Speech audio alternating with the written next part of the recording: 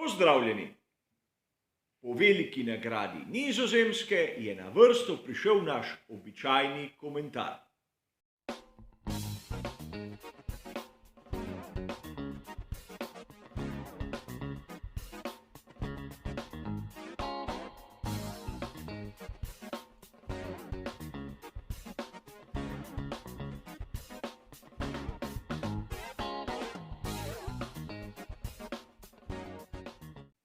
Kot običajno bomo tudi tokrat prvih nekaj minut namenili tistemu, kar smo videli na progi, in na to bo sledila še kratka analiza strategij, ki so jih pokazale ekipe, ter seveda napovedi le-teh.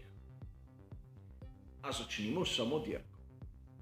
Sam mislim, da so najmanj 3 skupine si želele tu zmago Maxa Verstappena. Številna publika, ki je dobesedno preplavila progo v Zandvoortu, ekipa Red Bulla in na koncu tudi Max ter njegovi bližnji. Želja se jim je uresničila. Tokrat zmaga Maxa Verstappena ni bila toliko samo po sebi umevna, kot bi si lahko kdo mislil. Pri Mercedesu so bili bistveno bližje, kot bi si lahko zamislili, in v osnovi njihova strategija sploh ni bila napačna. A prišlo je do tistih nekaj varnostnih avtomobilov in potrebno je bilo naenkrat se odločiti, kaj je najboljša izbira. In ko je Mercedes v tisti vlogi, da se mora hitro odločiti glede strateških izbir, ponavadi njihovi strokovnjaki izberejo ono najslabše. To smo videli pri Lewisu Hamiltonu. George Russell je seveda domov prinesel drugo mesto, ampak če smo pravzaprav iskreni, pričakovali smo bistveno več, vsaj borbo za prvo mesto. A tega nismo videli. Treba je biti realen in povedati, da George Russell danes še ni na tistem nivoju, da bi lahko z Mercedesom ogrožal Maxa Verstappena. Lewis Hamilton je, tokrat mu jo je močno zagodla ekipa. Z enako pnevmatiko v zadnjem delu bi lahko videli izjemno lep dvoboj med Lewisom in Maxom, kar bi bilo nam, navdušencem Formule 1, seveda v veselje. Pa ne glede, kdo izmed njiju bi na koncu zmagal. Treba je opomniti nekaj. Ferrarija tokrat skoraj da nismo videli. A med prvo menjavo koles pri Carlosu Sainzu mlajšemu se mi je v spominu utrinila misel. Namreč njegov postanek je bil kot že nekaj, kar smo videli, vsaj nekateri. Velika nagrada Evrope leta 1999 in manjkajoče kolo na bolidu Eddija Irvina.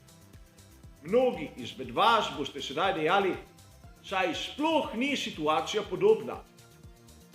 In moram vam priznati, da imate prav.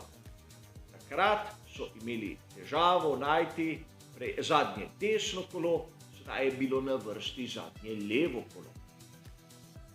A upam, da je bil to nek del načrta, kako Carlosa Sainza mlajšega odmakniti od Charlesa Leclerca, kajti ne predstavljam si, da bi bili pri skuderiji Ferrari res tako nerodni.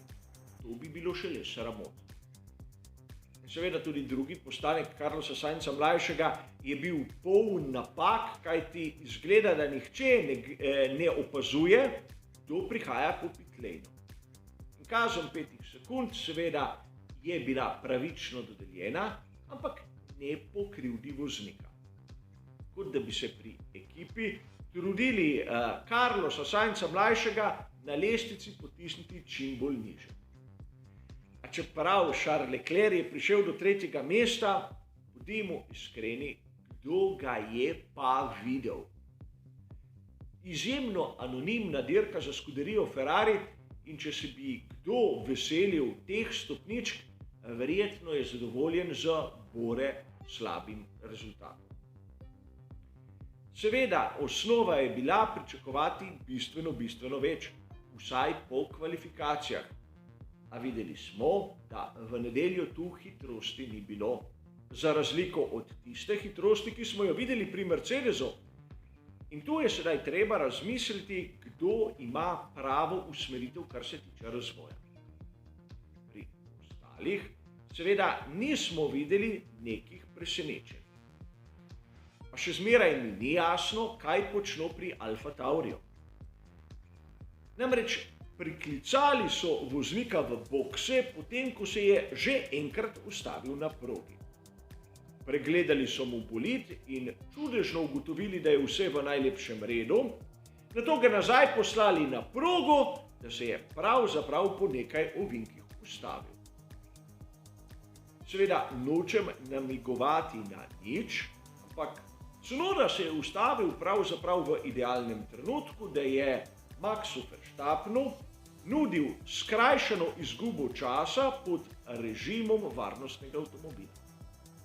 Gre seveda zgolj za slučaj in ne vidim nobene povezave, čeprav je Alfa Tauri v lasti Red Bulla. Tudi to je lastnost tistih največjih šampionov, sicer to, da imajo srečo. A videli smo tudi, da mnogi drugi, kot da bi pozabili, kaj je Formula 1.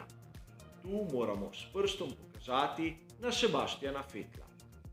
Ko se je priključil na progo po postanku v boksih, tam za ovinkom Tarzan, kot da ne bi imel vzvratnih ogledal, kot da ga ne bi zanimalo, kdo prihaja od odzadaj.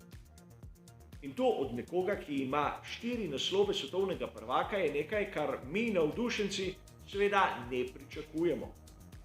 Mnogi so kritični, naprimer do Latifija, tokrat Vettel je naredil napako, ki je mnogo hujša od onih, ki jih vidimo ponavadi pri kanadskem vozniku.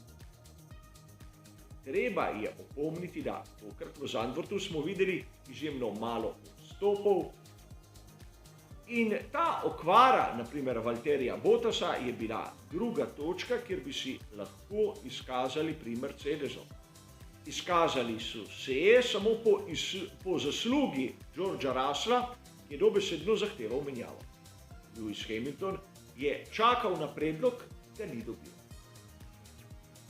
In to je bil eden izmed tistih ključnih trenutkov, kjer lahko zopet vidimo po eni strani togost pri tovarniški ekipi Mercedes, ki je prav tako legendarna kot nerodnost skuderije Ferrari pri navadnih menjavah. S takimi nasprotniki seveda življenje Maxa Verstappena na koncu enostavno. Kolikor on ne naredi napak, bodo zmage njegove, kajti kdo ga pa lahko premaga? Največji konkurenti so sami sebi največji nasprotniki in njemu seveda je odprta pot do drugega naslova svetovnega prvaka Formule 1. V zadnjem briefingu smo na kratko omenili tudi Mika Schumacherja in videli smo, da podatki glede ritma pri ekipi Haas so žal držali.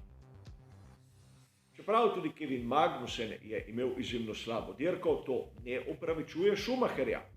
Namreč on je tisti, ki se bori za sedež in ne Magnussen. In po takih predstavah, koga bo lahko prepričal? Seveda, kvalifikacije so bile blesteče, ampak domov je treba prinesti rezultat iz dirke. Namreč rezultat kvalifikacij ne šteje za točke svetovnega prvenstva.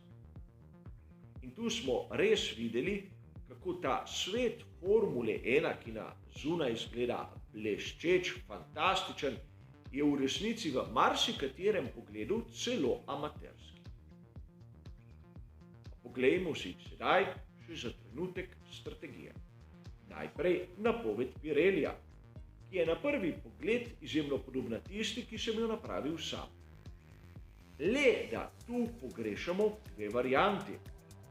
Namreč vidimo, da pri Pirelliju so zmeraj stavili na to, da bodo vsi začeli na pneumatiki soft. Nato so naredili nekaj, kar meni osebno ni jasno. Dve strategiji z dvema postankoma.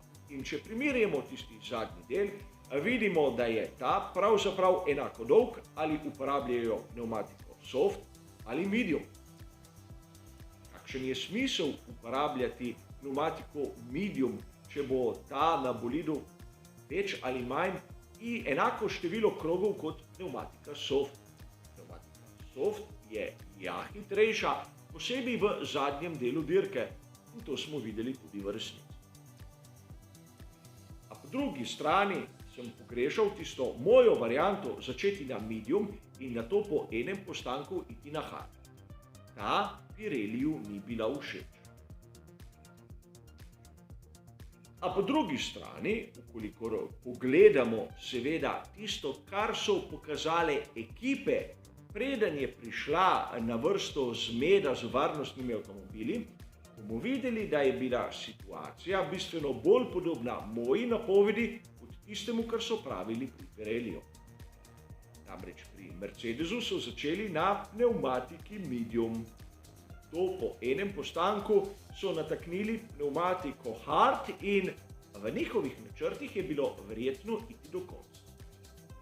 Pri ostalih ekipah, kjer so začeli s pnevmatiko soft, so nato po krajšem času nataknili pnevmatiko medium, šli so nato potem še na drugi postanek, kjer zaradi skrajšanega prvega dela jim ni preostalo drugega kot pnevmatika hard.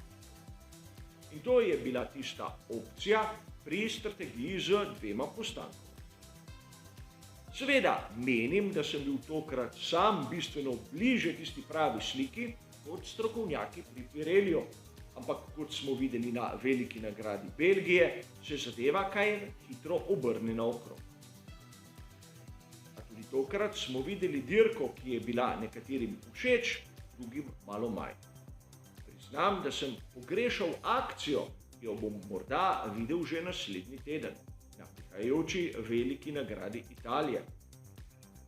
A tudi tokrat v Zandvoortu smo videli kar nekaj zadev, ki bodo nam, navdušencem, izjemno zanimive. Seveda na sami progi in tudi ob njej. Za danes, za komentar te dirke, je pa to vse. Hvala za vašo pozornost ter seveda nasvidenje.